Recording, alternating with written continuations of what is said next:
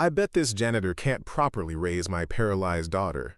CEO Vincent Ashford sneered during the custody hearing, his $5,000 suit a stark contrast to the worn work clothes of the man he was mocking. A single father who mops floors for minimum wage has no business caring for a child with such complex medical needs. What the ruthless pharmaceutical executive didn't know was that the night janitor he was dismissing possessed something far more valuable than money. His deceased uncle's hidden medical breakthrough, worth $300 million, that would not only change their lives forever, but revolutionize treatment for paralyzed children worldwide. Before we dive into this incredible journey of love, discovery, and justice, tell us where you're watching from in the comments below. And if stories about underdogs triumphing against impossible odds inspire you, make sure you hit that subscribe button.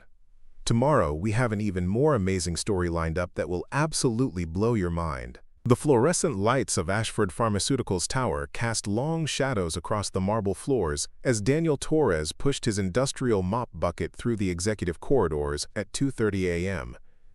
At 34, he possessed the kind of quiet determination that came from facing life's cruelest challenges head-on, his janitor's uniform bearing the honest stains of work that barely paid enough to survive, but provided the health insurance that kept his daughter alive.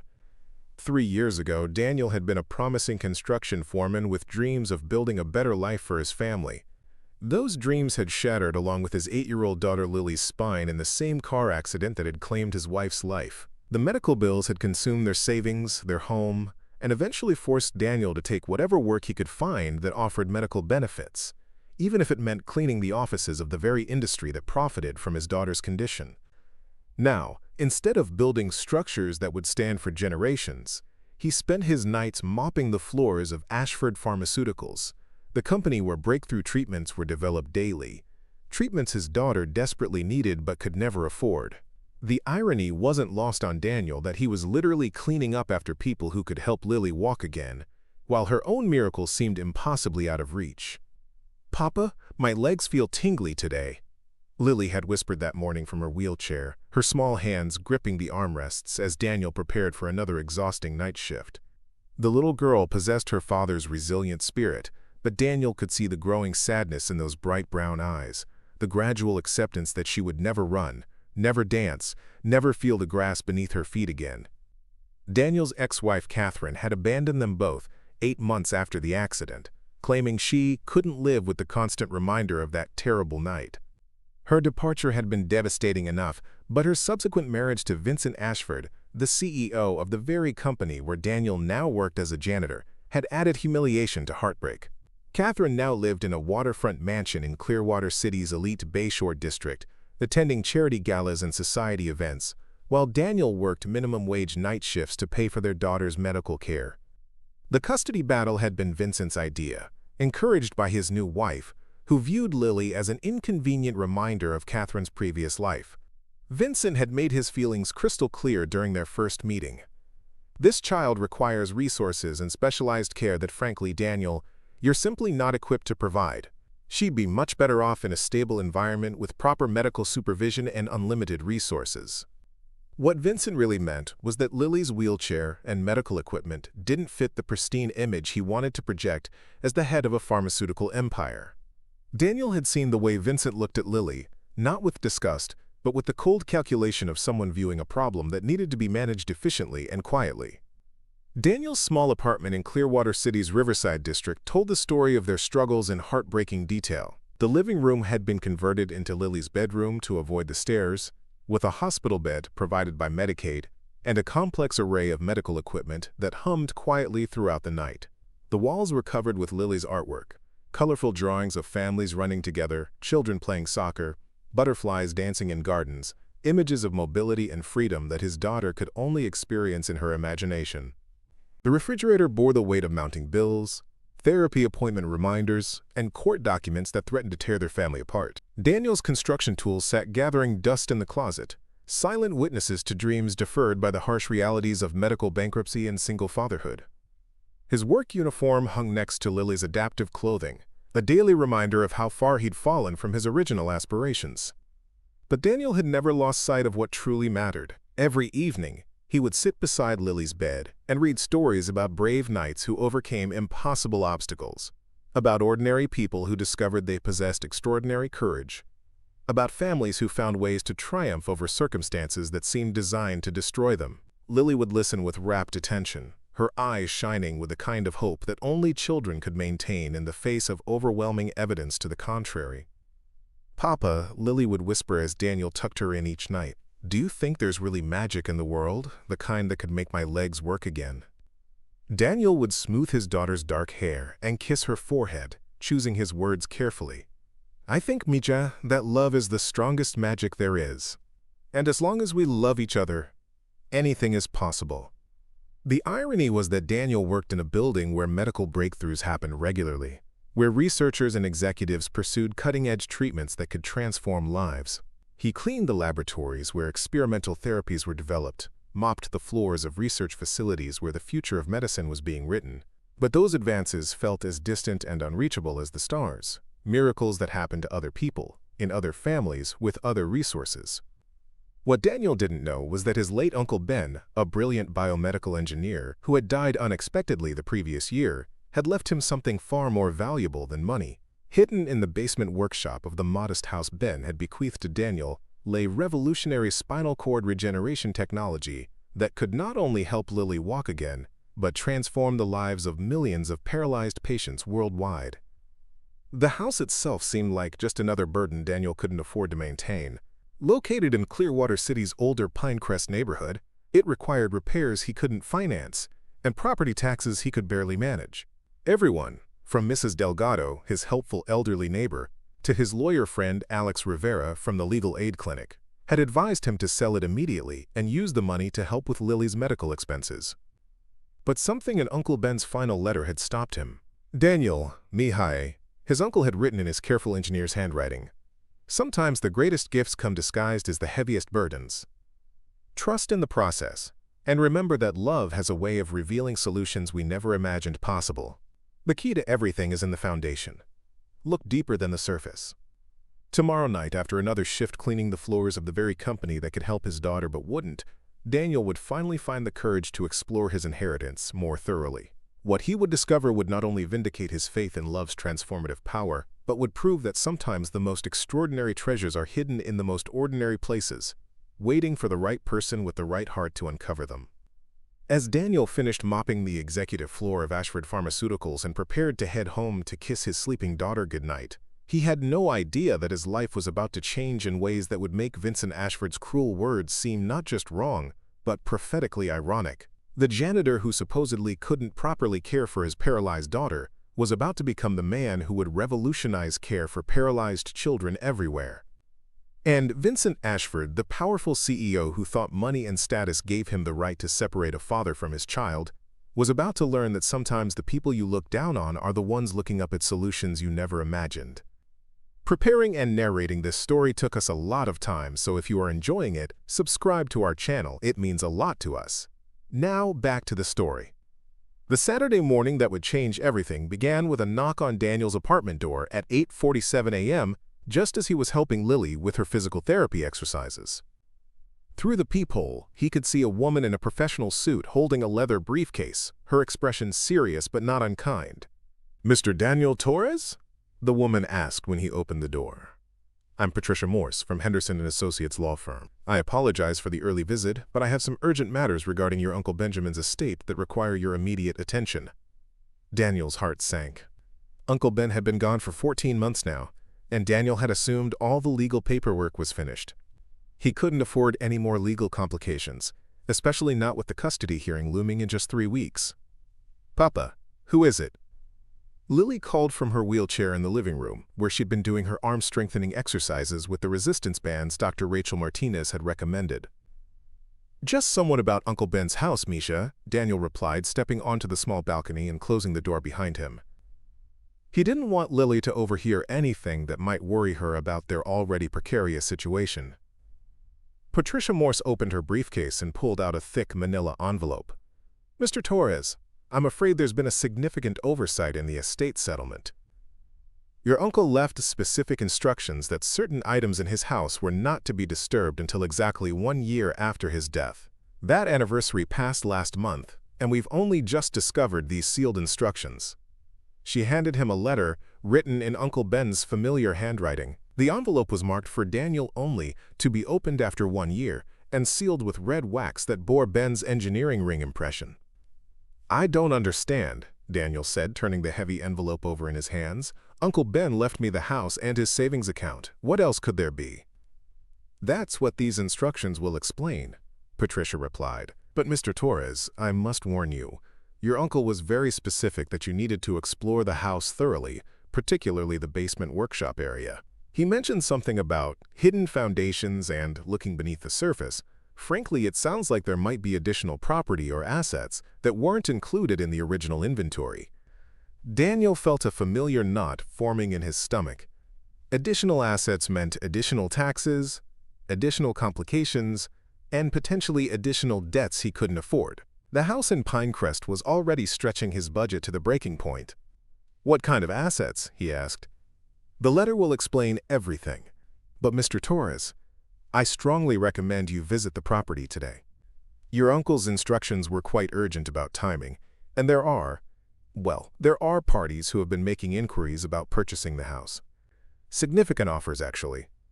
"What kind of offers?" Patricia consulted her notes. "A development company called Meridian Properties has contacted our office 3 times in the past month. They're offering $180,000 for the house and lot, which is frankly well above market value for that neighborhood. They seem quite eager to finalize a purchase." Daniel's breath caught. $180,000 would solve every financial problem he had. It would pay for Lily's medical treatments, secure them a decent apartment, maybe even allow him to go back to school and train for a better job. It would definitely strengthen his position in the custody battle. "Why would they offer so much?" he asked. "That's unclear. They've mentioned plans for redevelopment of the entire Pinecrest area. But the offer seems unusually generous. Your uncle's house, while charming, is quite modest and needs significant repairs." After Patricia left, Daniel sat at his small kitchen table staring at Uncle Ben's sealed letter, while Lily napped on the couch nearby. Mrs. Delgado had stopped by earlier with fresh tamales, and had offered to watch Lily for the afternoon if Daniel needed to handle any estate business. The rational part of his mind screamed at him to call Meridian Properties immediately and accept their offer. $180,000 could transform their lives overnight. But something in Uncle Ben's cryptic final words nagged at him. The key to everything is in the foundation. Look deeper than the surface. His uncle had been a brilliant man, a biomedical engineer who had worked for major pharmaceutical companies before retiring early to pursue his own research. Ben had always been eccentric, filling his basement workshop with complex equipment and spending hours tinkering with projects he never fully explained. Daniel had assumed it was just a retiree's hobby, a way to keep his mind active. But what if it had been something more? At 2 p.m., with Lily safely settled at Mrs. Delgado's apartment watching cartoons, Daniel drove to the Pinecrest house for the first time since the funeral. The modest 2-story home looked even more neglected than he remembered, its paint peeling and gutters sagging. The yard was overgrown with weeds, and several shingles had fallen from the roof. Standing on the front porch, Daniel could understand why everyone urged him to sell. The house was a money pit, a burden that would drain his already limited resources. But as he unlocked the front door and stepped inside, he was struck by how solid the structure felt despite its cosmetic problems. Uncle Ben had always been meticulous about maintenance. The hardwood floors were scuffed but well built. The windows were old but properly sealed. The electrical system might be outdated, but it had been installed with the precision of someone who understood engineering. Daniel opened the sealed letter with trembling hands. Asterisk, my dear nephew Daniel. If you are reading this, then a year has passed since my death, and you are facing the decision about what to do with my house. I imagine people are advising you to sell, perhaps even offering you money that seems too good to refuse. Do not sell, not yet.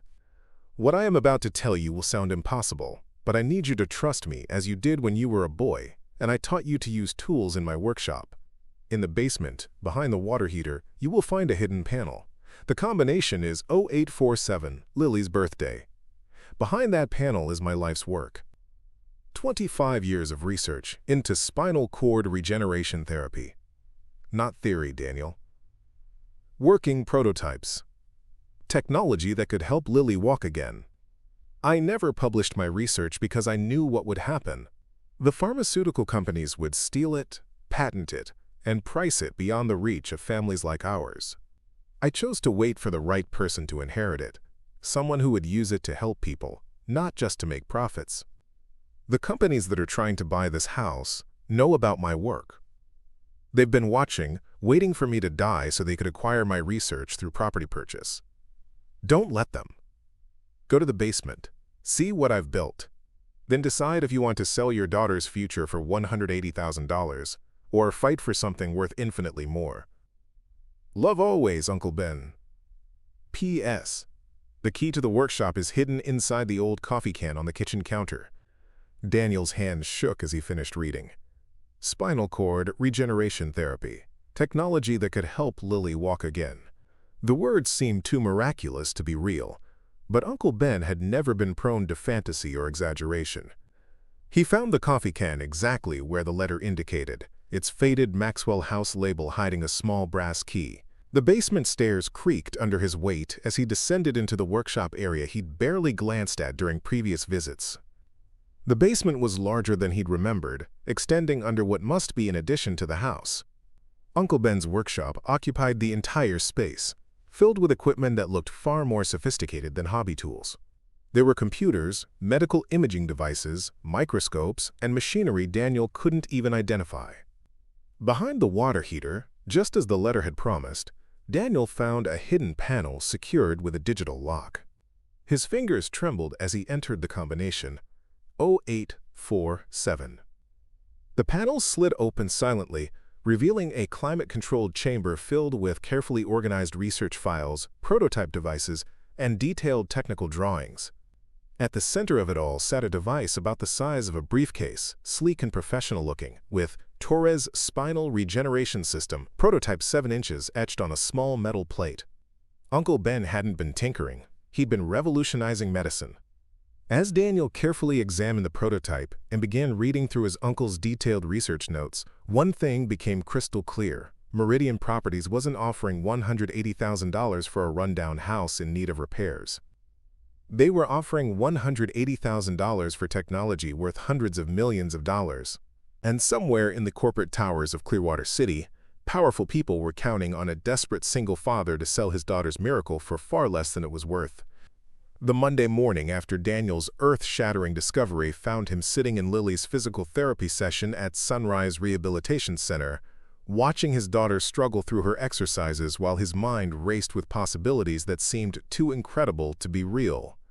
Dr. Rachel Martinez guided Lily through her routine with patient encouragement, unaware that the man observing from the corner chair might be holding the key to revolutionizing everything she did. "Papa, watch this," Lily called out, managing to lift herself slightly using the parallel bars, her face glowing with pride at the small achievement. Daniel smiled and applauded, but his thoughts kept drifting to the basement workshop where Uncle Ben's prototype device waited like a sleeping miracle. He'd spent all of Sunday reading through his uncle's research files, trying to understand the complexity of what he'd inherited. The technical language was mostly beyond his comprehension, but the test results were clear enough. Uncle Ben had developed a non-invasive therapy system that could stimulate spinal cord regeneration using electromagnetic pulses and targeted stem cell activation. The early trials on laboratory animals had shown remarkable success rates. More importantly, Uncle Ben's notes indicated he'd been in contact with several families whose children had similar injuries to Lily's. The correspondence painted a picture of a man driven not by profit, but by the desperate hope of parents who would do anything to help their children walk again. "Mr. Torres?" Dr. Rachel's voice pulled him back to the present. "Could I speak with you privately for a moment?" Daniel followed the physical therapist to her small office adjacent to the therapy room, where Lily continued her exercises under the supervision of an aide. Dr. Rachel was in her early 30s, with the kind of genuine warmth that had made Lily actually look forward to her therapy sessions. "I wanted to discuss Lily's progress," Dr. Rachel began, consulting her notes. "She's doing wonderfully with her upper body strength and mobility, but I'm concerned about some recent developments." There's been some muscle atrophy in her lower extremities that's progressing faster than we'd normally expect. Daniel felt his stomach drop. What does that mean? It means we need to consider more aggressive interventions to maintain muscle mass and circulation. There are some experimental treatments available, but she hesitated, clearly uncomfortable with what she was about to say. But what? They're expensive, Mr. Torres. We're talking about specialized equipment and medications that aren't covered by standard insurance. The pharmaceutical companies that manufacture these treatments charge premium prices because they know families will pay anything for hope. Daniel thought about Uncle Ben's research, about the prototype device that could potentially eliminate the need for expensive pharmaceutical interventions entirely. Dr. Martinez, hypothetically speaking, if there were new treatment options available, experimental ones that hadn't gone through traditional clinical trials yet, would you be willing to review the research? Dr. Rachel studied his face carefully. That's an unusual question, Mr. Torres. Are you considering seeking treatment outside conventional channels? Because I have to advise you that unproven therapies can be dangerous, no matter how promising they might seem. I'm just exploring all options, Daniel replied carefully. If someone had developed breakthrough technology for spinal cord injuries but hadn't yet gone through the FDA approval process, how would you evaluate its safety and effectiveness? Well, I'd want to see peer-reviewed research, detailed safety protocols, evidence of proper laboratory testing, and preferably some preliminary human trials with documented results. Dr. Rachel leaned forward, her professional curiosity evident. Mr. Torres, is there something specific you'd like me to look at? Before Daniel could respond, his phone buzzed with a text message from an unknown number. Mr. Torres, this is David Chen from Meridian Properties. We're prepared to increase our offer to $220,000 for immediate purchase of your Pinecrest property. Please call me today to discuss terms. Time-sensitive opportunity. The increase of $40,000 in just 2 days confirmed Daniel's growing suspicion that Meridian Properties knew exactly what they were trying to buy. No legitimate real estate company increased their offers by that magnitude without additional information. I'm sorry, Dr. Martinez. I need to make a phone call, Daniel said, showing her the text message. But I'd very much like to continue our conversation about experimental treatments. Outside the rehabilitation center, Daniel called Alex Rivera, his friend from the legal aid clinic. Alex had helped him navigate the initial custody paperwork and had become one of the few people Daniel trusted completely. Alex, I need your advice about something that's going to sound crazy, Daniel said when his friend answered. Try me. After 20 years of legal aid work, I've heard everything. Daniel outlined the situation carefully. Uncle Ben's hidden research, the prototype device, the increasingly aggressive purchase offers from Meridian Properties, and his growing belief that he was sitting on something far more valuable than anyone realized. Alex was quiet for a long moment after Daniel finished. Daniel, if what you're telling me is true, you're not just talking about money. You're talking about intellectual property that could be worth hundreds of millions of dollars. But you're also talking about taking on pharmaceutical companies that have unlimited resources and a history of crushing people who threaten their business models. What would you do in my situation? Honestly, I'd be terrified. But I'd also remember that you have a daughter who could benefit from this technology. And there are probably thousands of other children who could too. The question isn't whether you should pursue this. The question is whether you can afford not to. Alex paused, then continued. But Daniel, you need to understand what you're up against. If this technology is as revolutionary as you think, there are people who will do anything to control it or suppress it. You can't do this alone. What do you suggest? First, we need to document everything. Every piece of research, every prototype, every correspondence your uncle had. We need to establish a clear chain of evidence that proves he developed this technology independently. Second, we need to find experts who can validate the science and help us understand the commercial potential. Third, we need to protect you and Lily legally before word gets out about what you found. That evening, after Lily had gone to bed, Daniel returned to Uncle Ben's house with a portable scanner Alex had loaned him. He spent hours systematically copying every document in the hidden laboratory, creating digital backups of research that represented decades of his uncle's life work. As he worked, Daniel found a folder labeled Correspondence Potential Partners that contained letters from Dr. Amanda Thompson at Clearwater University Medical School. Dr. Thompson was a pediatric specialist who had apparently been following Uncle Ben's research with great interest. One letter, dated just 3 months before Uncle Ben's death, was particularly revealing. "Dear Ben, your latest test results are extraordinary.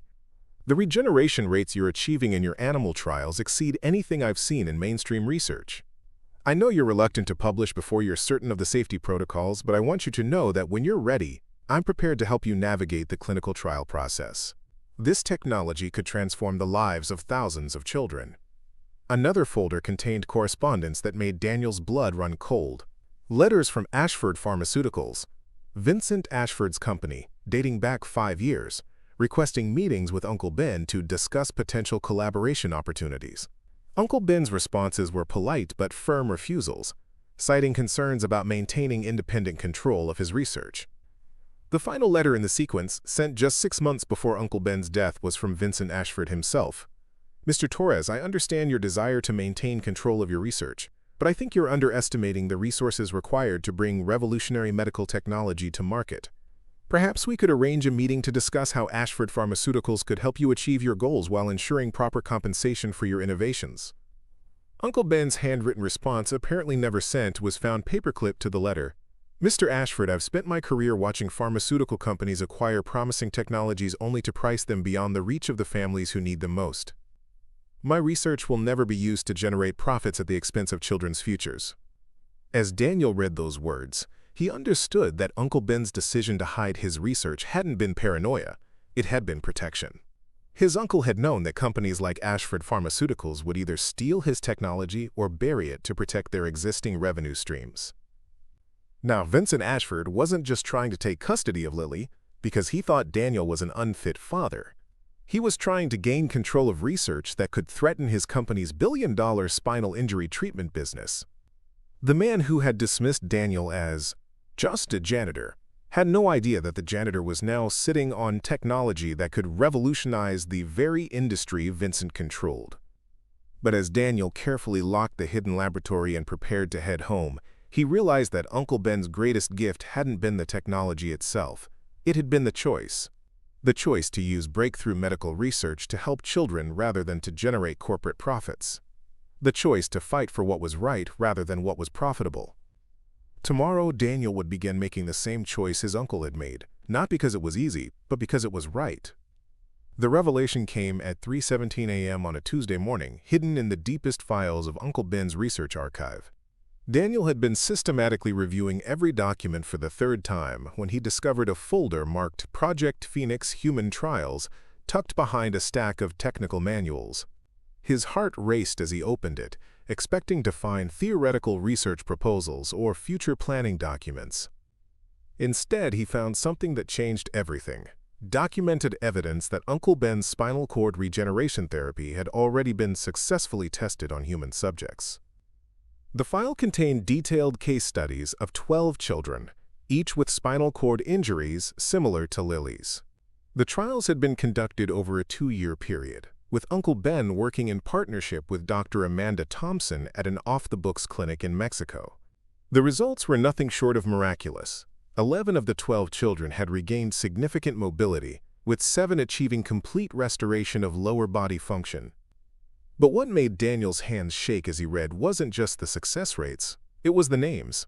He recognized some of the families from Uncle Ben's correspondence files. The Hendersons from Phoenix, whose son had been paralyzed in a diving accident. The Garcia family from San Antonio, whose daughter had been injured in a car crash. The Kowalski family from Detroit, whose twin boys had been born with spina bifida. All of them had children who were now walking. Uncle Ben hadn't just developed revolutionary technology. He'd already proven it worked on real children with real families who had been exactly where Daniel and Lily were now. The therapy that could help Lily walk again wasn't theoretical or experimental anymore. It was tested, proven, and ready for immediate use. The documentation was meticulous, recorded with the precision of someone who understood that every detail might someday need to stand up to scientific scrutiny. Before and after MRI scans showed clear evidence of spinal cord regeneration. Video recordings captured children taking their first steps after months or years in wheelchairs. Follow-up reports documented sustained improvement with no negative side effects. But perhaps most importantly, The files revealed why Uncle Ben had chosen to conduct the trials in secret rather than pursue traditional FDA approval. A letter from Dr. Thompson explained the impossible reality they'd faced. Ben, as we discussed, the FDA approval process for breakthrough spinal cord therapies typically takes 8 to 12 years and costs between $50 minus $100 million. Even if we could secure that level of funding, the pharmaceutical companies that would ultimately manufacture and distribute the therapy would price it at $200,000 minus $500,000 per treatment to recoup their investment. The families who need this most would never be able to afford it. Another document revealed an even more troubling reality. Uncle Ben had initially attempted to work within the traditional system, presenting his research to major pharmaceutical companies and medical institutions. The responses had been uniformly discouraging, but not because the technology didn't work. A rejection letter from Ashford Pharmaceuticals, signed by Vincent Ashford himself, was brutally honest about their reasoning.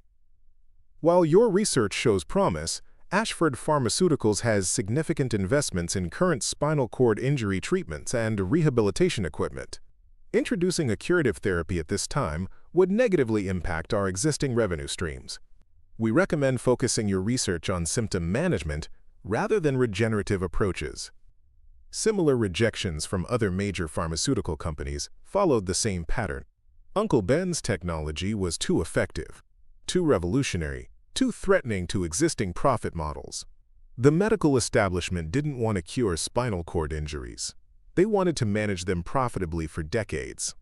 Faced with that reality, Uncle Ben and Dr. Thompson had made a different choice. They quietly reached out to families who couldn't afford traditional treatments, offering hope through underground clinical trials that bypassed the corporate medical system entirely. The results spoke for themselves. Children who had been written off by conventional medicine were walking again. Daniel found himself staring at a photograph tucked into the back of the file, a group picture of Uncle Ben with 11 families, their formerly paralyzed children standing proudly without assistance. The joy on those faces was unmistakable, but so was the determination in Uncle Ben's eyes. He'd found a way to help children walk again, and he'd done it outside a system designed to prevent exactly that kind of breakthrough. The implications hit Daniel like a physical blow. Lily didn't have to spend the rest of her life in a wheelchair. The technology that could help her walk again wasn't some distant hope. It existed, it worked, and it was sitting in Uncle Ben's basement laboratory waiting to be used. But as Daniel continued reading, he discovered the darker side of Uncle Ben's success. The final documents in the file revealed that someone had been tracking the underground trials. Corporate investigators had identified several of the families who'd received treatment, and pressure had been applied to keep them quiet about their miraculous recoveries. The Henderson family from Phoenix had been offered a substantial financial settlement in exchange for signing non-disclosure agreements about their son's treatment. The Garcia family had received threatening legal letters claiming their participation in unlicensed medical trials could result in criminal prosecution.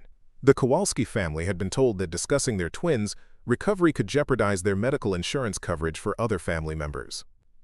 One by one, the families had been silenced through a combination of bribes, threats, and legal intimidation. The medical miracle that could have transformed millions of lives had been systematically suppressed to protect corporate profits. Uncle Ben's final entry in the file, dated just 2 weeks before his death, revealed the personal cost of his decision to help children outside the system. They know about the trials now. Corporate investigators have been contacting the families, pressuring them to remain silent about their children's recoveries. I understand their fear. These companies have unlimited resources and ruthless lawyers, but watching them terrorize families whose only crime was accepting help for their paralyzed children makes me sick with rage. I've decided to shut down the clinic and destroy most of the evidence. It's too dangerous for the families to continue, but I won't destroy the technology itself. Someday, someone with the courage to fight these monsters will inherit my research. Someone who understands that some things are more important than money or corporate power. I pray that person will be Daniel. His daughter deserves the chance to walk again, and he has the kind of stubborn determination that might actually succeed where I failed. The technology works. The proof exists. All he needs is the courage to use it. Daniel set down the file with trembling hands, finally understanding the true scope of what Uncle Ben had left him. Not just revolutionary medical technology, but evidence of a conspiracy to suppress life-changing treatments in order to protect pharmaceutical profits. Uncle Ben had chosen to save children rather than enrich corporations, and he'd paid the price for that choice with isolation, fear, and ultimately, his life. But he'd also left Daniel something more valuable than the technology itself: proof that it worked, documentation of successful treatments, and contact information for families whose children were living evidence that paralysis didn't have to be permanent. As dawn broke over Clearwater City, Daniel sat in Uncle Ben's basement laboratory, surrounded by the tools and equipment that had already helped 12 children walk again. Somewhere in the city, Vincent Ashford was probably planning his next move in the custody battle, confident that a, quote, simple janitor posed no threat to his pharmaceutical empire. Vincent had no idea that the janitor he was dismissing had just discovered not only the technology to help paralyzed children walk again, but documented proof that Vincent's own company had actively worked to suppress that technology to protect their profits. The man who had mocked Daniel's ability to care for his paralyzed daughter was about to learn that some fathers would move mountains or take on entire industries to give their children the chance to walk again. Uncle Ben had lit the fuse. Now Daniel would have to decide whether he had the courage to let it explode. Daniel's hands trembled as he dialed the number Dr. Amanda Thompson had left in Uncle Ben's files. It was 6:30 a.m., early enough that he hoped to catch her before the day's responsibilities made a lengthy conversation impossible. After 3 rings, a tired but alert voice answered. "Dr. Thompson speaking. Dr. Thompson, my name is Daniel Torres. I'm Benjamin Torres's nephew, and I need to speak with you about Project Phoenix." The silence that followed lasted so long that Daniel wondered if the call had been dropped. When Dr. Thompson finally spoke, her voice was barely above a whisper. "Where are you calling from, Mr. Torres?" "Ben's house, his basement laboratory." "Don't say another word over the phone. Can you meet me at Clearwater University Medical School? Building C, room 247. Come alone, and make sure you weren't followed." The paranoia in her voice should have seemed excessive, but after reading Uncle Ben's files about corporate intimidation and family threats, Daniel understood her caution. He drove to the university through the early morning traffic, checking his rearview mirror repeatedly and taking several unnecessary turns to ensure no one was following him. Dr. Amanda Thompson was a woman in her late 40s with graying hair and the kind of intense focus that suggested she'd spent her career wrestling with medical mysteries. When Daniel knocked on her office door, she quickly ushered him inside and immediately closed the blinds. "Before we talk," she said, settling behind her desk, "I need you to understand what happened to your uncle. Ben didn't die of natural causes, Mr. Torres. His death was sudden, unexpected, and came just 2 weeks after he told me that corporate investigators had discovered our clinic in Mexico." Daniel felt the room spin around him. "Are you saying Uncle Ben was murdered?" "I'm saying that healthy 58-year-old biomedical engineers don't typically die of sudden heart attacks unless they're under extraordinary stress." Ben had been receiving threatening phone calls for months. His house had been broken into twice, though nothing was stolen. He was convinced that someone was trying to access his research, and he was terrified about what would happen to the families we'd helped if his work became public. Dr. Thompson opened a locked filing cabinet and removed a thick folder. "Your uncle was one of the most brilliant researchers I've ever worked with, and Project Phoenix was the most successful medical breakthrough I've witnessed in 30 years of practice. Those 12 children we treated? They're not just walking. They're thriving, complete recovery, no side effects, normal lives." She spread several photographs across her desk, showing children and teenagers engaged in activities that should have been impossible with their original injuries. Soccer games, dance recitals, swimming competitions.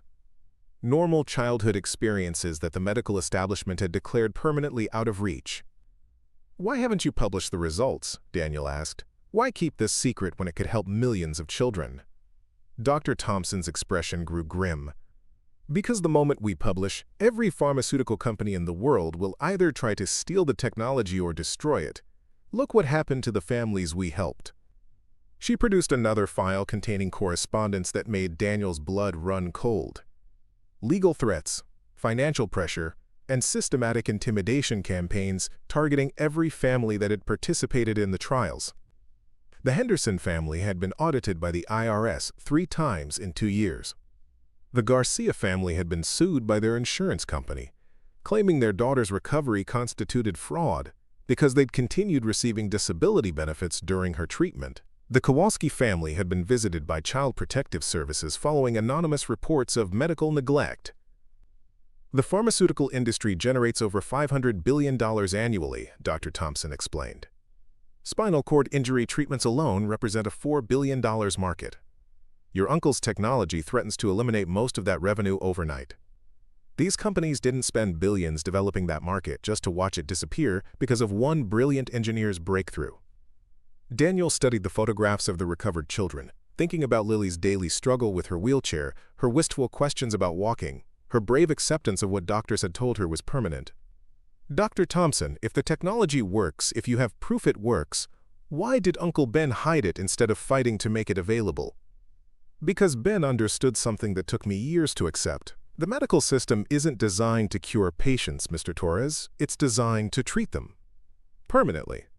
A paralyzed child represents decades of profitable treatments, physical therapy, medications, medical equipment, surgical interventions. A cured child represents lost revenue. She pulled out a calculator and began running numbers. The average lifetime medical costs for a child with spinal cord injury exceed $2 million. Multiply that by the thousands of new cases each year, then you're talking about a market worth tens of billions of dollars. Your uncle's therapy could eliminate most of those costs with a single treatment course costing less than $50,000. The mathematics of medical greed laid out in stark numbers. Daniel realized that Lily wasn't just his daughter, she was a profit center in someone else's business plan. "But you still have contact with the families you treated, don't you?" Daniel asked. Dr. Thompson nodded slowly. 12 families whose children are living proof that paralysis doesn't have to be permanent. They're scared, they've been threatened, but they're also grateful. Their children are walking because Ben had the courage to work outside a corrupt system. She reached for her phone. "I'm going to call Maria Garcia." Her daughter Isabella was paralyzed in a car accident 4 years ago. Today, Isabella is captain of her high school soccer team. Maria will tell you what Ben's technology can do, and she'll also tell you what pharmaceutical companies do to families who threaten their business model. The phone call was arranged for that afternoon, but Dr. Thompson had more immediate concerns. "Mr. Torres, you need to understand your position. You're not just inheriting medical technology, you're inheriting a war against some of the most powerful corporations in the world. They've already killed your uncle, and they won't hesitate to destroy you if you threaten their profits. But if I don't fight, Lily never walks again. Neither do thousands of other children." That's the choice Ben faced every day for the last 5 years of his life. He chose to help 12 families in secret rather than fight a battle he couldn't win publicly. The question is, what choice will you make? That afternoon, Daniel spoke with Maria Garcia via encrypted video call. Isabella, now 16, joined the conversation from their home in San Antonio.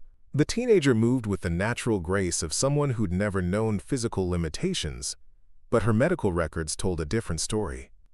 "Mr. Torres," Maria said, her voice thick with emotion, 4 years ago, doctors told us Isabella would never walk again. We'd accepted that reality, started planning our lives around wheelchairs and limitations. Then Dr. Thompson contacted us about your uncle's research."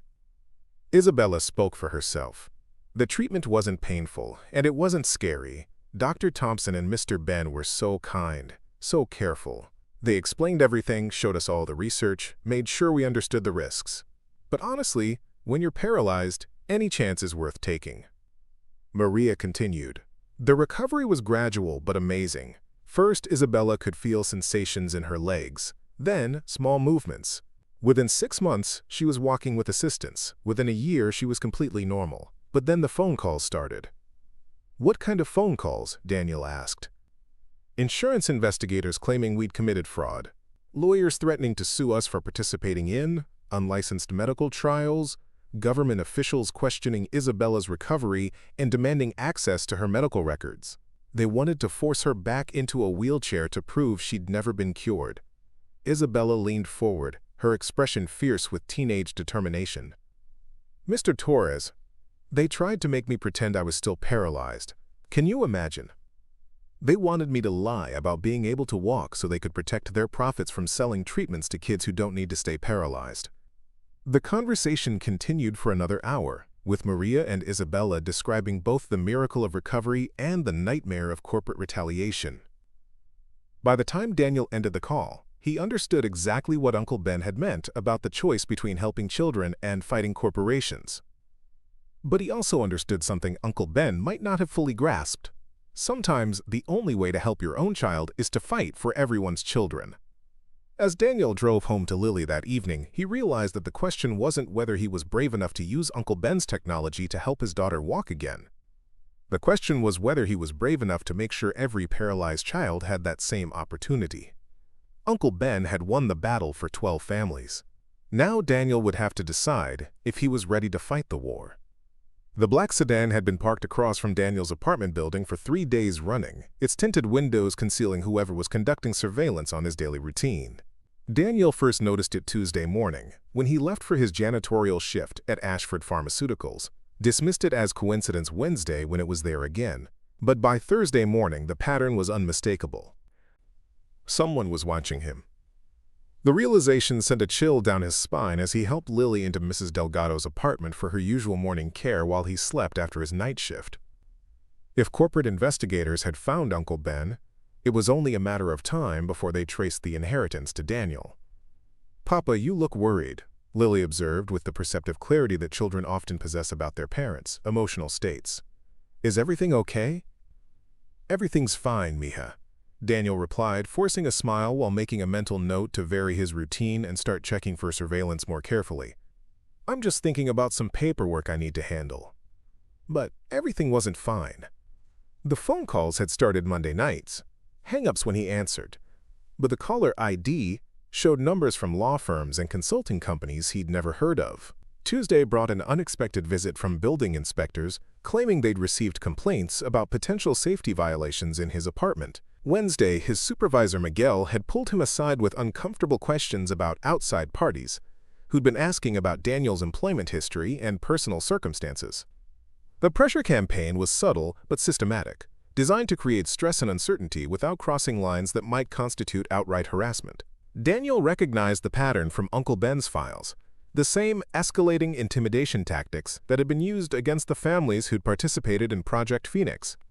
That evening, after finishing his shift cleaning the very floors where his daughter's future was being systematically threatened, Daniel made a decision that would change everything. Instead of going straight home, he drove to Alex Rivera's house in the suburban Westfield neighborhood where his lawyer friend lived with his wife and teenage daughter Grace. Alex answered the door in pajamas and a robe, but his expression grew serious when he saw Daniel's face. "What's wrong?" "They know," Daniel said simply.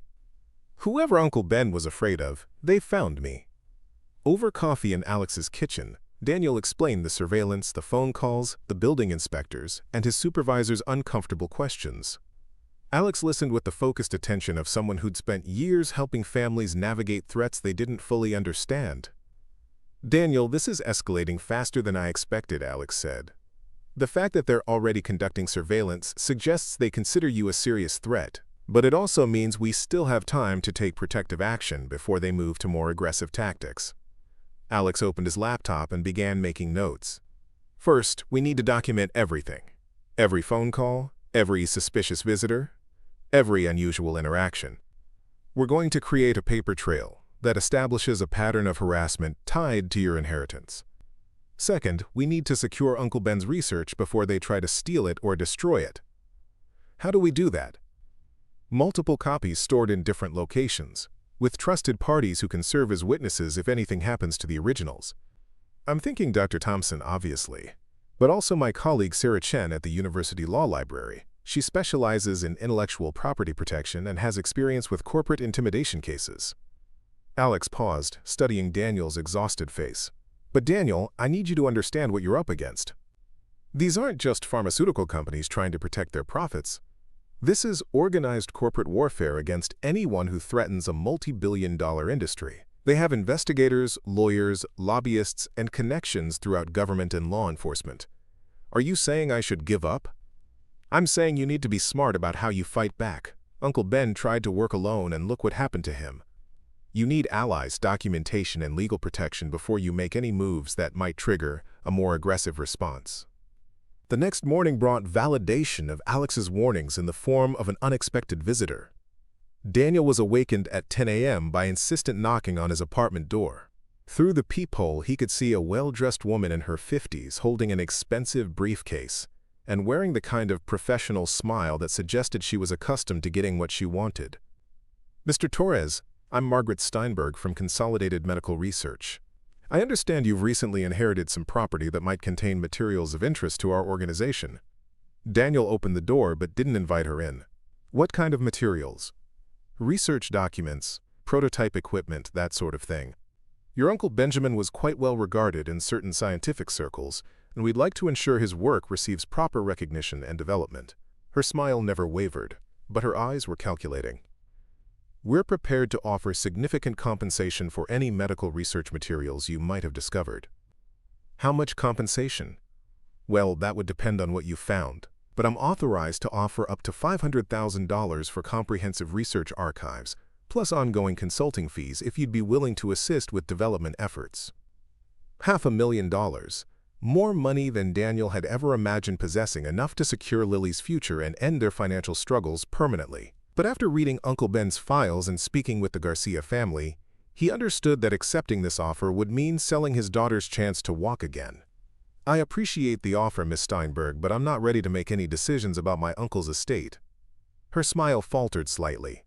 "Mr. Torres, I should mention that Consolidated Medical Research has significant resources for legal protection and development support.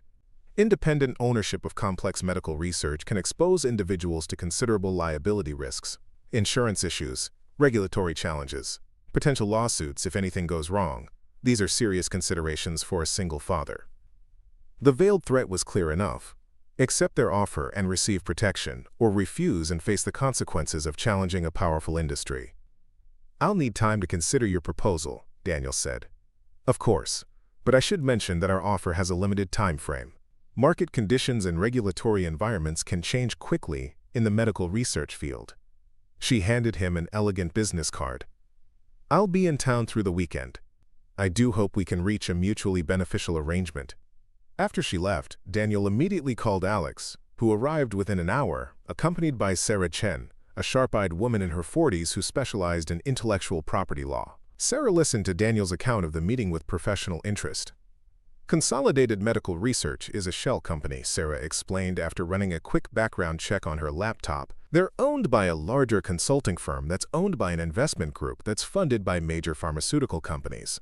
It's a standard structure for acquiring potentially threatening intellectual property while maintaining plausible deniability." "What does that mean for Daniel?" Alex asked. "It means they're not interested in developing Uncle Ben's research. They're interested in burying it. The $500,000 offer isn't payment for valuable technology. It's a relatively small fee for eliminating a massive threat to existing profit streams." Sarah pulled up additional research on her screen. "I've been investigating similar cases where pharmaceutical companies acquired promising research from individual inventors. In every case, the technology disappeared into corporate archives and was never developed. The inventors received their payments and signed non-disclosure agreements that prevented them from discussing their work ever again." Daniel thought about Isabella Garcia running across a soccer field, about the 11 other children whose recoveries had been systematically suppressed, about Lily's wistful questions about walking. What happens if I refuse their offer? Based on historical patterns, the pressure escalates. Harassment, legal challenges, financial pressure, potentially even personal safety issues. These companies don't accept no for an answer when billions of dollars are at stake. Alex leaned forward. "But Daniel, there's another option. Instead of trying to negotiate with them or fight them alone, we go public. Full disclosure, media attention, public pressure, make it impossible for them to suppress the technology without massive public backlash." Sarah nodded. "It's risky, but it's also the only strategy that's ever succeeded against corporate suppression of medical breakthroughs. Once the public knows that effective treatments exist but are being deliberately withheld, the political pressure becomes unbearable."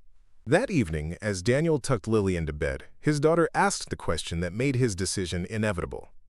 "Papa, I had a dream last night that I could walk again. Do you think dreams like that ever come true?"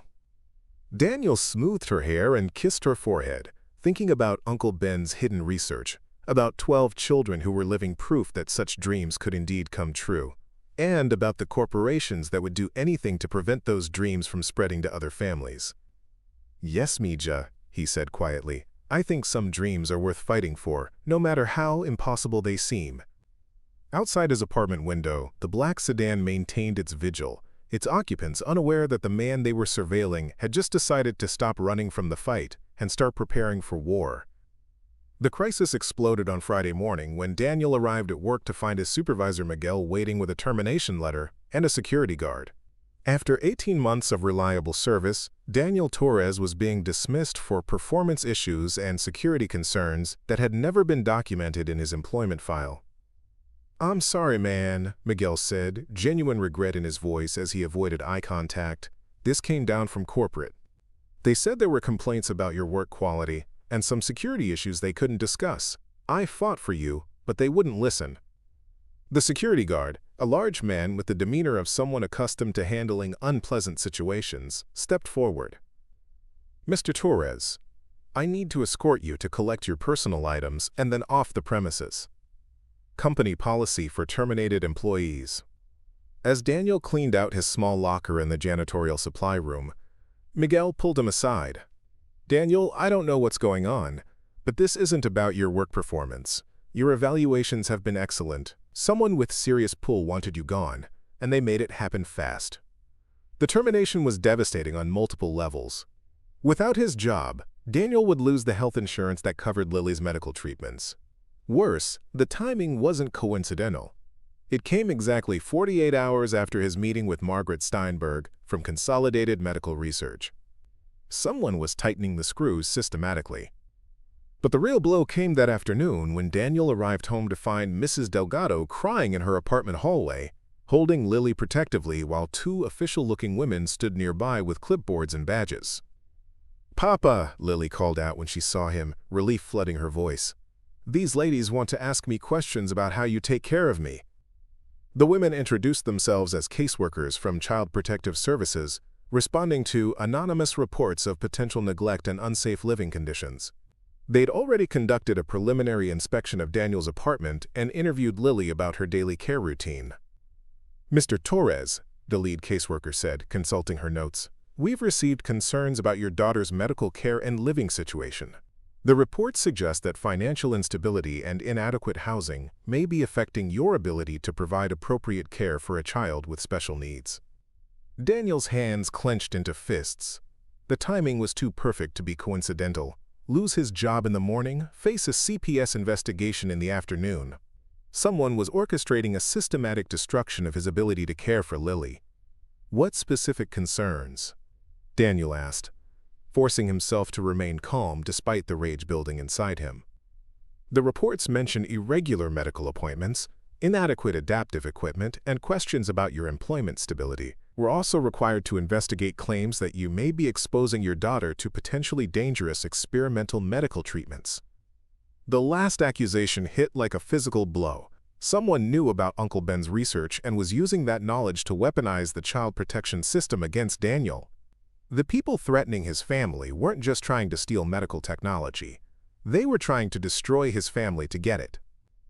"I need to make some phone calls," Daniel said. "Of course. We'll be conducting a full investigation over the next several days. In the meantime, we're recommending that Lily remain in the care of a qualified relative while we complete our assessment." Mrs. Delgado stepped forward with fierce protectiveness. "These people don't know what they're talking about. Daniel is an excellent father, and Lily is happy and well cared for. This is harassment, not child protection." After the CPS workers left with promises to return Monday for additional interviews, Daniel called Alex Rivera with shaking hands. Alex arrived within 30 minutes, accompanied by Sarah Chen and a new face, a woman in her 60s with silver hair and the bearing of someone accustomed to wielding authority. "Hoglag, Hobluwil." "Daniel, this is Judge Patricia Williams, retired," Alex said. "She's agreed to help us understand what we're dealing with." Judge Williams had spent 30 years on the family court bench and had seen every form of legal manipulation designed to separate children from their parents. She listened to Daniel's account with growing anger. "This is textbook corporate harassment using government agencies as weapons," she said bluntly. "The timing, The coordination. The anonymous reports. Someone with significant resources is systematically destroying your ability to fight them through legal channels. What are my options? Daniel asked.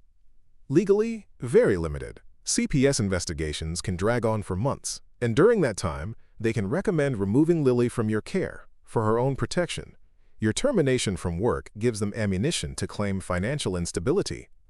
The experimental medical treatment allegations allow them to question your judgment as a parent. Sarah opened her laptop and began researching the specific caseworkers involved. The lead investigator, Janet Morrison, has been involved in several suspicious cases where children were removed from parents who were involved in disputes with major corporations. There's a pattern of CPS being weaponized against families who pose inconvenient problems for powerful interests. Alex paced the small apartment, his legal mind working through possibilities. We need to change the playing field. They're using the system against us because they control the system. We need to take this public before they can complete their systematic destruction of Daniel's life. What does that mean? Daniel asked. Judge Williams answered, It means you stop playing defense and start playing offense. You have documentation of medical technology that could help thousands of children. You have evidence of corporate suppression of life-saving treatments. You have proof of systematic harassment designed to steal that technology. The question is whether you're brave enough to make it all public. That evening, as Daniel sat with Lily after dinner, his daughter asked the question that crystallized everything. Papa, why are those ladies asking questions about how you take care of me? Did I do something wrong? Daniel pulled his daughter close, feeling the terrible weight of the choice he was facing. Accept defeat and watch Lily spend her life in a wheelchair while Uncle Ben's miracle treatment disappeared into corporate archives, or fight back and risk losing her entirely. Know me how you didn't do anything wrong. Some people are trying to cause problems for our family because they don't want other children to get the help they need. Like the help that could make me walk again? Daniel's breath caught. Lily had overheard more of his conversations than he'd realized. His 8-year-old daughter understood that the harassment they were facing was connected to her potential recovery. Yes, like that help. Lily was quiet for a long moment, then looked up at her father with eyes that held more wisdom than any child should possess. Papa, if fighting for me means other kids like me might walk again, then we should fight, even if it's scary. The next morning, Daniel made the call that would change everything. Dr. Rachel Martinez answered on the second ring, and when Daniel explained what was happening, her response was immediate and fierce. Daniel, I've been watching your situation from the sidelines, and I'm ashamed of my professional silence. I became a physical therapist to help children recover from injuries, not to watch them suffer, while effective treatments are suppressed for corporate profits. What are you saying? I'm saying I want to help. I have medical credentials, professional standing, and connections throughout the pediatric rehabilitation community. If you're ready to fight, you're not fighting alone anymore. That afternoon, Dr. Rachel Martinez joined the team gathering in Alex Rivera's office. Judge Williams, Sarah Chen, Alex, Daniel, and now Dr. Martinez, 5 people against a pharmaceutical industry worth hundreds of billions of dollars. Here's what we're going to do, Alex announced, spreading documents across his conference table. We're going to file a federal lawsuit alleging conspiracy to suppress medical technology, harassment of families, and systematic intimidation. But more importantly, we're going to hold a press conference and release Uncle Ben's research to every major media outlet simultaneously. Sarah nodded. Once the technology is public, they can't suppress it anymore. The cat's out of the bag. Dr. Martinez leaned forward. And I'll stake my professional reputation on validating the science. When pediatric specialists across the country see Uncle Ben's research, they'll demand clinical trials immediately. Judge Williams smiled grimly. And when the public learns that pharmaceutical companies have been suppressing treatments that could help paralyzed children walk again, the political pressure will be unbearable. Daniel looked around the table at these brave people who'd chosen to stand with him against impossible odds. Tomorrow, they would declare war on some of the most powerful corporations in the world. But tonight, for the first time since this nightmare began, Daniel felt something he hadn't experienced in months, hope that they might actually win. The war room Alex Rivera had assembled in his law office by Monday morning looked like something from a political campaign or investigative journalism operation. Whiteboards covered every wall, displaying timelines, corporate connections, and evidence chains. Sarah Chen had transformed one corner into a digital command center with multiple computers and secure communication equipment. Dr. Rachel Martinez had set up a medical research station with copies of Uncle Ben's files and validation documents from her professional network. Judge Williams arrived at 6 a.m. carrying coffee and a grim expression. The CPS investigation accelerated over the weekend, she announced. They're scheduling an emergency hearing for Wednesday morning to determine whether Lily should be placed in temporary protective custody. Daniel felt his stomach drop. Wednesday was only 2 days away, not nearly enough time to prepare a defense or launch their public counterattack. "They're forcing our timeline," Alex said, studying the legal documents Judge Williams had obtained through her court contacts. "Someone wants Lily removed from Daniel's custody before we can go public with Uncle Ben's research." Sarah looked up from her computer where she'd been tracking corporate communications. "I've been monitoring news feeds and industry publications. There's been unusual activity in pharmaceutical stocks, particularly companies that manufacture spinal cord injury treatments. Someone's preparing for market disruption." Dr. Martinez spread additional medical journals across the table. "I spent the weekend reaching out to colleagues in pediatric rehabilitation." The response was extraordinary, Daniel. "When I described Uncle Ben's research protocols in general terms, without revealing specifics, 12 different specialists asked for immediate access to the data. The medical community is desperate for breakthrough treatments. But the most significant development came from an unexpected source. At 8:30 a.m., Daniel's phone rang with a call from Maria Garcia in San Antonio. Her voice was tight with urgency. "Mr. Torres, something terrible is happening. Isabella's medical records have been subpoenaed by a federal court in Texas. They're claiming her recovery was fraudulent, that she was never actually paralyzed, and that our family participated in insurance fraud by claiming disability benefits." Daniel put the call on speaker so the team could hear. "Who's behind the subpoena?" "A law firm representing interested parties in a federal investigation of unlicensed medical practices.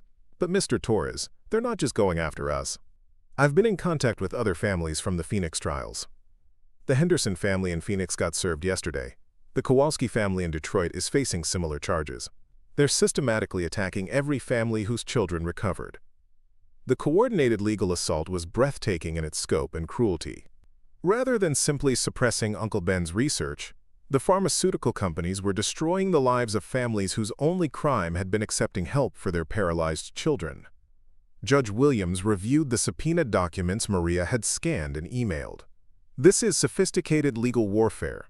They're using federal fraud investigations to force the families into silence, while simultaneously discrediting the evidence of successful treatments." "Can they do that?" Daniel asked.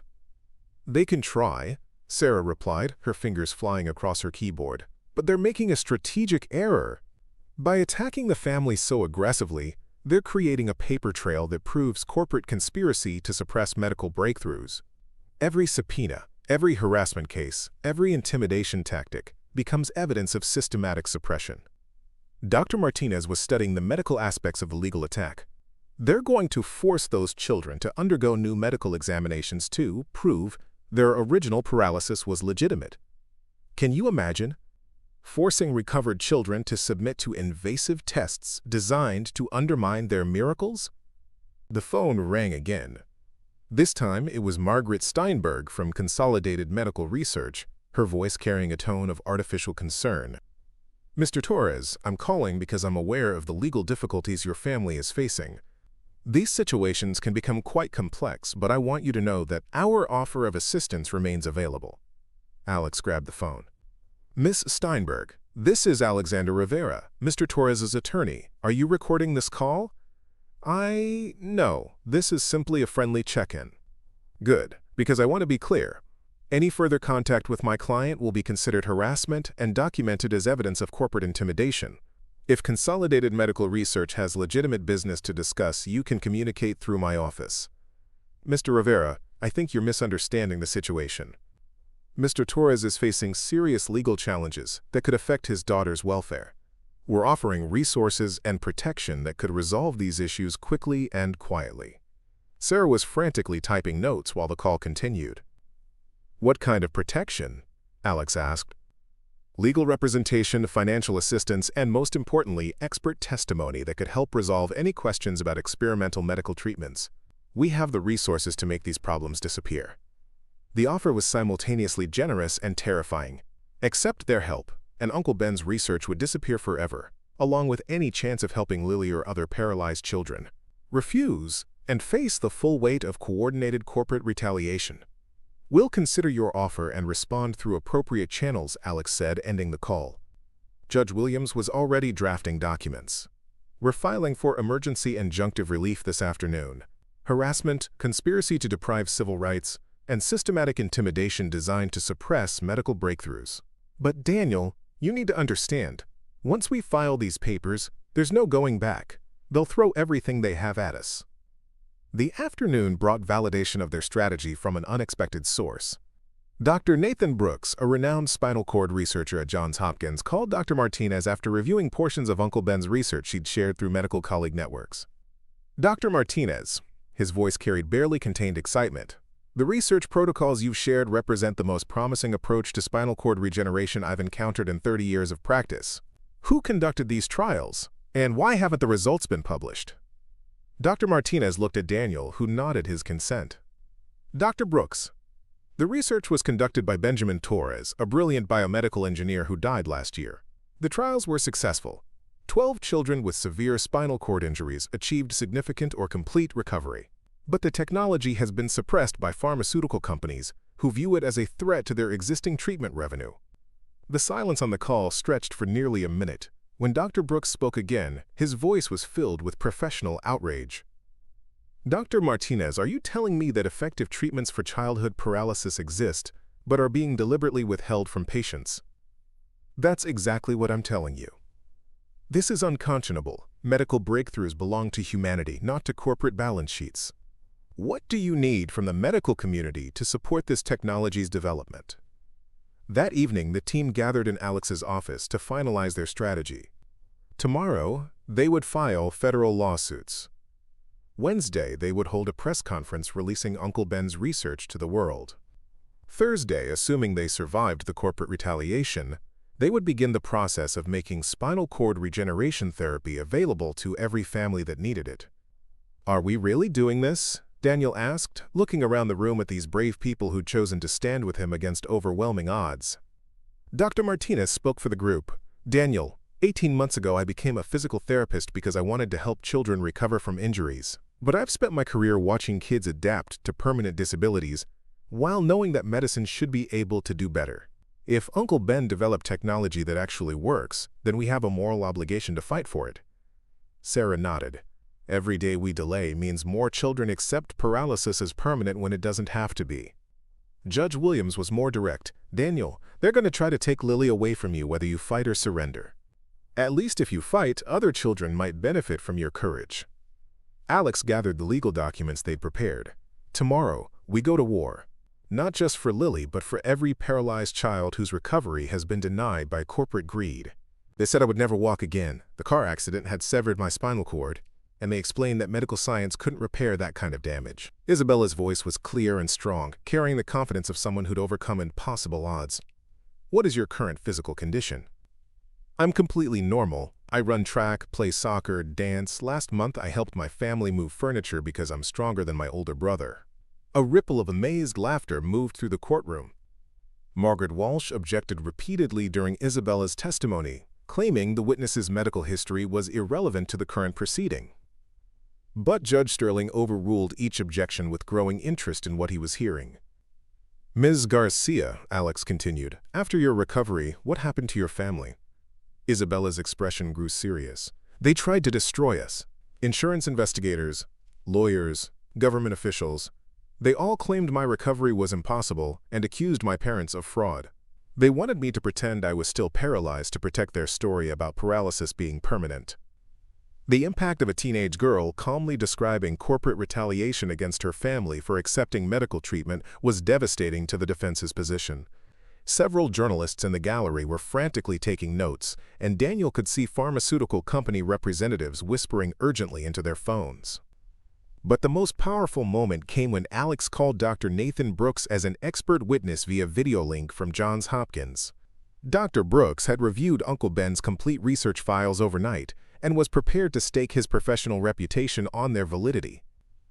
Dr. Brooks, what is your professional assessment of Benjamin Torres's spinal cord regeneration research? It represents the most significant breakthrough in neurological rehabilitation I've encountered in 3 decades of practice. The methodology is sound, the results are documented with scientific precision, and the potential applications are revolutionary. Any attempt to suppress this technology constitutes a crime against humanity. Margaret Walsh's objection was immediate. Your Honor, the witness is offering inflammatory opinions rather than factual testimony. Judge Sterling's response silenced the courtroom. Ms. Walsh, when a respected medical researcher claims that suppressing life-saving technology constitutes a crime against humanity, I consider that relevant expert opinion rather than inflammatory rhetoric. The afternoon session brought the confrontation Daniel had been dreading and anticipating in equal measure. Vincent Ashford took the witness stand with the arrogant confidence of someone accustomed to controlling every situation through wealth and influence. Alex's questioning was surgical in its precision. Mr. Ashford, has Ashford Pharmaceuticals ever received correspondence from Benjamin Torres regarding his spinal cord regeneration research? We receive numerous communications from amateur researchers. We evaluate them professionally but can't pursue every speculative theory. Mr. Ashford, I'm showing you a letter dated 18 months ago where your company explicitly rejected Mr. Torres's research because it would negatively impact existing revenue streams. Would you characterize protecting revenue streams as professional evaluation of medical breakthrough? Vincent's composure cracked slightly. Pharmaceutical companies must consider market factors when evaluating research investments. That's responsible business practice. So you're testifying under oath that protecting profits is more important than developing treatments that could help paralyzed children walk again? Margaret Walsh's objection was sustained, but the damage was done. Vincent Ashford had just admitted on the federal court record that his company prioritized profits over healing paralyzed children. Alex continued relentlessly. Mr. Ashford, what is your relationship to Daniel Torres? He's the former husband of my wife Catherine and the father of my stepdaughter Lily. And you're currently seeking custody of Lily through family court proceedings? Yes, because the child requires specialized medical care and financial stability that her father cannot provide. Mr. Ashford, is it your testimony that Mr. Torres cannot provide adequate care for his daughter, despite the fact that he possesses medical technology that could potentially cure her paralysis? The question hung in the air like a thunderclap. Vincent realized too late that he'd walked into a trap. Either he admitted that effective treatments existed but were being suppressed, or he claimed Daniel was delusional, which would undermine the custody case. The alleged technology hasn't been proven effective through proper clinical trials. But you just testified that your company rejected the research without conducting clinical trials because it would impact revenue streams. So you suppressed potentially effective treatments without testing them, then claimed they were unproven to justify continued suppression? Vincent's attorney called for a recess, but Judge Sterling was no longer interested in procedural delays. Mr. Ashford, answer the question. We made responsible business decisions based on available information. Mr. Ashford, yes or no, did Ashford Pharmaceuticals choose to suppress medical research that could help paralyzed children because developing that research would reduce company profits? The silence stretched for nearly 30 seconds before Vincent answered in a voice barely above a whisper, yes. The confession echoed through the courtroom like a gunshot.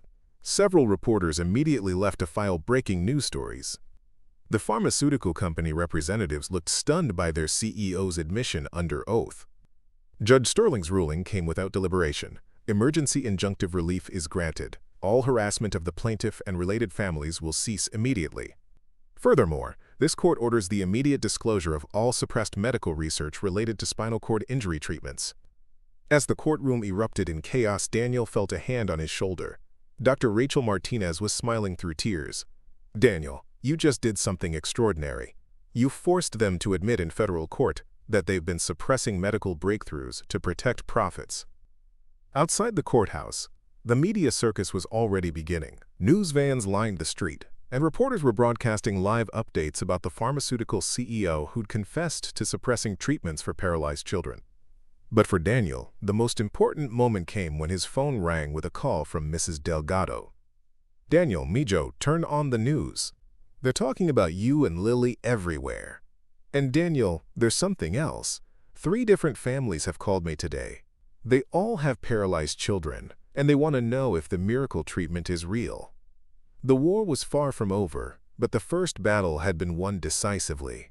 Uncle Ben's technology was no longer a secret, and the world was watching to see what would happen next. The media firestorm that erupted within hours of Vincent Ashford's courtroom confession transformed Daniel Torres from unknown janitor to the center of a national conversation about corporate greed versus medical breakthroughs. By Thursday evening, every major news network was running segments about the miracle therapy that pharmaceutical companies had allegedly suppressed to protect profits. But the real revelation came Friday morning when Dr. Nathan Brooks called Alex Rivera's office with news that would shatter any remaining doubt about Uncle Ben's research. Dr. Brooks had spent the night conducting emergency consultations with medical colleagues across the country, and what he'd discovered was staggering. "Alex, you need to understand the scope of what we're dealing with," Dr. Brooks said via speakerphone to the assembled team. "I've spoken with researchers at Stanford, UCLA, Mayo Clinic, and Johns Hopkins. Every single institution has been developing similar spinal cord regeneration technologies, but they've all encountered the same pattern of corporate interference." Daniel felt his breath catch. What kind of interference? Funding cuts, patent challenges, regulatory obstacles, and in some cases, direct threats to research careers. The pharmaceutical industry has been systematically suppressing spinal cord regeneration research for over a decade because it threatens a multi-billion-dollar treatment market. Sarah Chen looked up from her laptop where she'd been monitoring news coverage.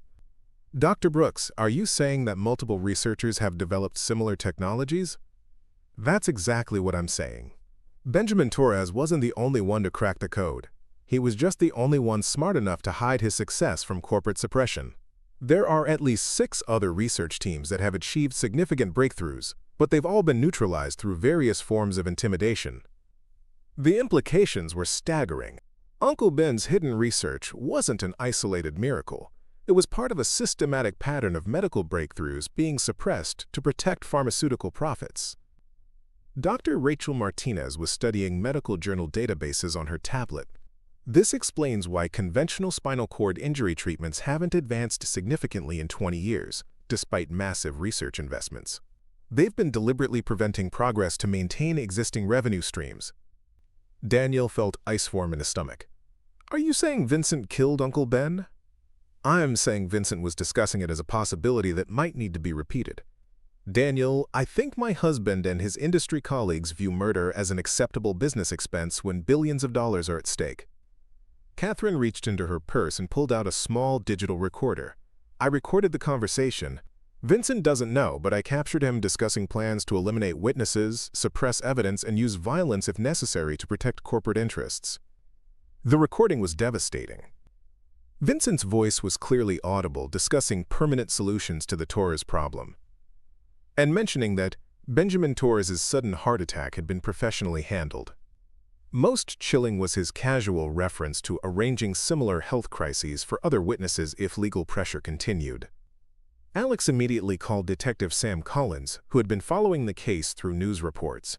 Collins arrived within an hour and took possession of the recording as evidence in what was now a criminal investigation into corporate murder and conspiracy. "Mrs. Ashford," Detective Collins said, "this recording constitutes evidence of conspiracy to commit murder and admission to previous homicide. Are you prepared to testify against your husband?" Catherine's answer was immediate. "Detective, when I married Vincent, I thought I was marrying a successful businessman. I've just learned I married a man who kills people to protect pharmaceutical profits. Yes, I'll testify." That evening, the team gathered in Alex's office to process the magnitude of what they'd uncovered. What had begun as a custody dispute and inheritance issue had revealed a criminal conspiracy involving murder, systematic suppression of medical breakthroughs, and corporate intimidation campaigns against families seeking help for their children. "We're not dealing with civil litigation anymore," Judge Williams observed. "This is organized crime disguised as corporate policy." Dr. Martinez was reviewing the complete scope of suppressed research Dr. Brooks had compiled. The medical implications are staggering. If even half of these suppressed technologies were developed and made available, we could transform treatment for spinal cord injuries, Parkinson's disease, multiple sclerosis, and dozens of other neurological conditions. Sarah Chen looked up from her computer where she'd been tracking stock market responses to the news coverage. The pharmaceutical companies' stock prices are collapsing. Investors are fleeing anything connected to spinal cord injury treatments. The market is pricing in the possibility that their entire business model is about to be disrupted. Alex was organizing legal documents for what would now be multiple criminal referrals. Daniel, you need to understand what you've accomplished. In 1 week, you've exposed a criminal conspiracy, vindicated your uncle's memory, and forced the medical community to confront systematic suppression of breakthrough treatments. But for Daniel, the most important call came just as the meeting was ending.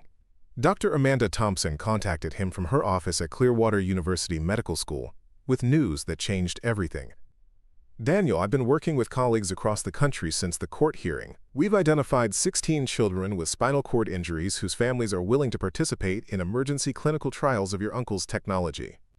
The medical community is mobilizing to begin treatments immediately. How quickly could the trials begin? If you're willing to authorize use of your uncle's research protocols, we could begin treating the first children as early as next week. The technology is proven, the safety protocols are established, and the medical urgency is undeniable. Daniel thought about Lily, about Isabella Garcia running across soccer fields, about the 12 children whose recoveries had been systematically suppressed, and about the 16 families who were about to receive hope they'd never dared imagine. Dr. Thompson, you have my authorization to begin trials immediately. Uncle Ben didn't develop this technology to sit in a basement laboratory. He developed it to help children walk again.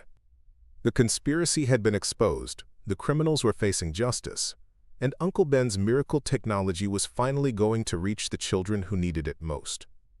But as Daniel drove home to share the incredible news with Lily, he realized that the most important revelation wasn't about corporate crime or medical breakthroughs. It was about the power of ordinary people to challenge extraordinary evil when they were fighting for something more important than themselves. The janitor who'd been dismissed as unfit to raise his paralyzed daughter had just brought down a criminal empire and opened the door for thousands of children to walk again. The federal courthouse steps were packed with media crews, medical professionals, and families of paralyzed children when Judge Robert Sterling delivered his final ruling 6 weeks after the conspiracy had been exposed. The criminal investigation had moved with unprecedented speed, driven by public outrage and overwhelming evidence of corporate murder and systematic suppression of medical breakthroughs. Vincent Ashford stood in handcuffs as federal marshals prepared to escort him to prison. His pharmaceutical empire had collapsed within days of Catherine's recorded confession being released to the media. Ashford Pharmaceutical's stock had become worthless overnight, and the company's assets were being liquidated to pay massive settlements to the families they had terrorized and the patients they had denied treatment. But the most stunning moment came when Judge Sterling read the final financial award that would forever change Daniel and Lily's lives. The court hereby orders Ashford Pharmaceuticals and its co-conspirators to pay compensatory damages of $47 million to Daniel Torres for the systematic suppression of medical technology, wrongful termination, harassment, and attempted theft of intellectual property. Judge Sterling's voice carried across the packed courtroom. Additionally, the court awards punitive damages of $180 million, bringing the total settlement to $227 million. The number hit Daniel like a physical blow, $227 million, more money than he could have imagined in 100 lifetimes. But as he looked out at the families gathered in the courtroom, many with children in wheelchairs whose lives were about to be transformed, he understood that the money was secondary to something infinitely more valuable. Dr. Rachel Martinez, who had become not just Lily's physical therapist but Daniel's closest ally and eventually much more, squeezed his hand as Judge Sterling continued. Furthermore, this court orders the immediate establishment of the Benjamin Torres Medical Research Foundation, funded by these settlement proceeds and dedicated to developing suppressed medical technologies for public benefit rather than corporate profit. The foundation had been Alex Rivera's brilliant legal strategy, ensuring that Uncle Ben's technology and the massive financial settlement would be used to help as many children as possible rather than simply enriching one family. Daniel would serve as chairman, but the foundation's mission would extend far beyond spinal cord injuries to encompass all the medical breakthroughs that had been systematically suppressed by pharmaceutical companies. Dr. Nathan Brooks, who had flown in from Johns Hopkins to witness the historic ruling, addressed the media gathered outside the courthouse. Ladies and gentlemen, what we've witnessed here represents a fundamental shift in how medical research will be conducted in this country. The Torres Foundation will ensure that breakthrough treatments reach patients who need them, not corporate boardrooms that profit from denying them. But the most powerful moment came when Lily Torres, now 9 years old and walking with increasing strength after 6 weeks of Uncle Ben's regenerative therapy, stepped up to the microphone array the media had assembled. "My papa always told me that love was the strongest magic in the world," Lily said, her clear voice carrying across the crowd of reporters and onlookers. "But I learned something even more important. Sometimes love means fighting for other people's children, not just your own." The assembled families erupted in applause. Isabella Garcia, now 17 and preparing for college on a soccer scholarship, stood beside Lily in a symbolic gesture that connected Uncle Ben's original success to the new generation of children who would benefit from the technology. Dr. Amanda Thompson, who had been named the Foundation's chief medical officer, announced the expansion that would revolutionize pediatric medicine. The Torres Foundation has already identified 43 children with spinal cord injuries who will begin treatment within the next month. But more importantly, we've documented 17 other suppressed medical technologies that will now be developed for public benefit. The scope of corporate suppression had proven even more extensive than anyone had imagined. Uncle Ben's research had been just one example of breakthrough medical technologies that pharmaceutical companies had buried to protect existing profit streams. The Foundation would ensure that innovators could develop life-saving treatments without fear of corporate retaliation. Sarah Chen, who had been appointed the Foundation's legal director, outlined the protective mechanisms they'd established. No individual researcher will ever again face the choice between developing breakthrough treatments and risking their family's safety. The Foundation will provide legal protection, financial support, and institutional backing for any legitimate medical innovation that could benefit patients. Vincent Ashford's sentencing hearing provided the final chapter in the criminal conspiracy that had cost Uncle Ben his life and denied treatment to thousands of children. Federal prosecutors had assembled overwhelming evidence of murder, conspiracy, and systematic criminal enterprise designed to suppress medical breakthroughs. "Mr. Ashford," Judge Sterling said as he imposed the maximum sentence, "you have been found guilty of orchestrating the murder of Benjamin Torres, conspiracy to suppress life-saving medical technology, and systematic harassment of families seeking treatment for their children. The court sentences you to life in prison without possibility of parole." Catherine Ashford, whose courage in exposing her husband's crimes had been crucial to the prosecution, had filed for divorce and relinquished any claim to custody of Lily. She spoke briefly to reporters outside the courthouse. "I spent 3 years married to a man I thought was a successful businessman. I learned too late that I was married to someone who viewed murdering innovators and denying treatment to children as acceptable business practices. But the most meaningful vindication came from an unexpected source. The families who had participated in Uncle Ben's original underground trials began emerging from the shadows, no longer afraid of corporate retaliation. The Hendersons from Phoenix, the Kowalskis from Detroit, and 8 other families held their own press conference, with their formerly paralyzed children standing together as living proof of what was possible when medical innovation served people rather than profits. Tom Henderson, whose son had been paralyzed in a diving accident and was now preparing for Olympic swimming trials, spoke for all the families. "Benjamin Torres saved our children's lives, and then corporations tried to destroy our families for accepting his help. Today, justice was finally served, and no other family will have to choose between helping their child and protecting themselves from corporate retaliation."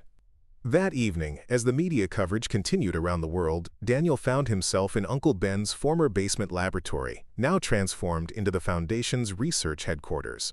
Dr. Martinez was reviewing treatment protocols for the next group of children who would receive therapy, while Lily worked on homework at a desk where her great-uncle had once designed miracles. "Papa," Lily said, looking up from her math problems, "do you think Uncle Ben knows what happened?" Daniel looked around the laboratory where Uncle Ben had spent years developing technology to help children walk again, knowing that corporate greed would try to suppress his innovations. His uncle had hidden his research not out of paranoia, but out of love. Love for children he would never meet, families he would never know, and a nephew who would inherit the courage to fight battles that seemed impossible to win.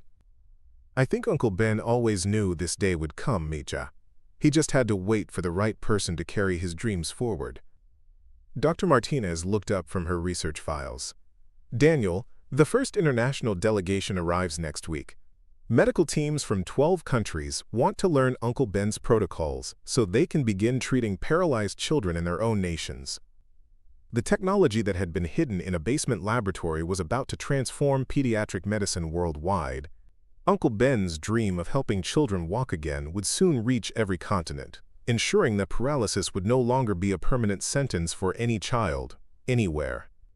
As Daniel tucked Lily into bed that night, his daughter asked the question that summarized everything they had accomplished. "Papa, how many children do you think will walk again because of Uncle Ben's inventions?"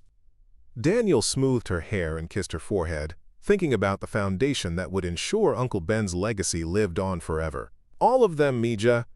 Every single child who needs help will get it, because sometimes love really is the strongest magic in the world." Outside, Clearwater City settled into peaceful quiet, unaware that the most extraordinary chapter of their story was just beginning. 2 years later, the gleaming glass towers of the Benjamin Torres Medical Research Campus rose against the Clearwater City skyline like monuments to hope itself. Where Uncle Ben's modest workshop had once hidden revolutionary technology in a basement laboratory, a world-class research facility now employed over 200 scientists, doctors, and engineers dedicated to developing suppressed medical breakthroughs for public benefit rather than corporate profit. Daniel Torres stood at the floor-to-ceiling windows of his office as chairman of the Torres Foundation, watching 11-year-old Lily race across the campus courtyard with a group of children whose recoveries would have been considered miraculous just 3 years earlier. The sight never failed to fill him with wonder. Dozens of children who had been written off by conventional medicine were now running, jumping, and playing like any other kids their age. "Papa, watch this," Lily called out from the courtyard below, performing a perfect cartwheel before grinning up at his office window. Her recovery had been complete and remarkable, but more importantly, she had become the Foundation's youngest advocate, spending her weekends talking to newly paralyzed children about hope and possibility. Dr. Rachel Martinez, now both the Foundation's chief medical officer and Daniel's wife of 6 months, joined him at the window. Their wedding had been a celebration of more than just personal love. It had been a gathering of all the families whose lives had been transformed by Uncle Ben's hidden legacy. "The morning briefing results are extraordinary," Rachel said, reviewing the tablet that contained their daily progress reports. "We've now treated 847 children with spinal cord injuries worldwide, with a 94% success rate for significant improvement and 73% achieving complete recovery." "But Daniel, the neurological applications are expanding beyond anything your uncle imagined."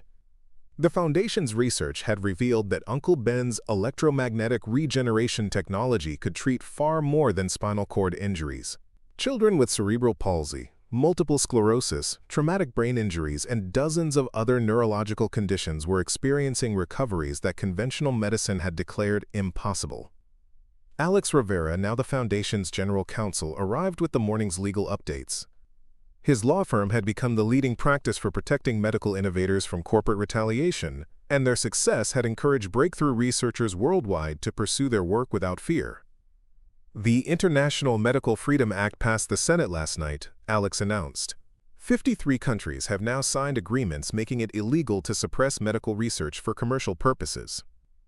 Any researcher who develops legitimate breakthrough treatments will receive automatic legal protection and funding support. The legislation had been inspired directly by Uncle Ben's story and the systematic suppression that had been exposed during Vincent Ashford's trial. The global medical community had been so horrified by the evidence of corporate conspiracy against healing that they demanded fundamental changes in how medical research was protected and funded. Sarah Chen, who had been appointed as the Foundation's chief technology officer, spread architectural plans across the conference table.